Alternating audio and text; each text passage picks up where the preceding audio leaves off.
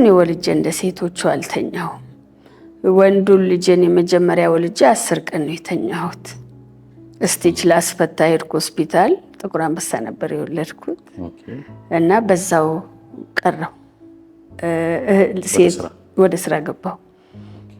ሴት ልጄን ወልጄ ደግሞ ትልቅ እንግዳ ከወርልድ ባንክ ይመጣ ነበረ። በዛን ጊዜ የጤና ጥበቃ ሚኒስትር ዶክተር ቴድሮስ አድሃኖም ነበሩና እንደው ብታገኙ ይሉኝ ነበር። ነፍሰ ጡር ሆኜ እንደው ሳልወልድ ባገኝ ስል በአጋጣሚ ወለድኩ። ከዛ በኋላ የመጀመሪያ ቀን መቀመጥ ጀመርኩ ሶፋ ላይ፣ ሁለተኛ ቀን፣ ሶስተኛ አልኩና በዛው እንግዳው መጡ፣ በዛው ገባው፣ በዛው ቀረው እና እንደ እናት ልጆችን በዚህ አጋጣሚ ልጆችን በጣም ላመሰግን ወዳለሁ።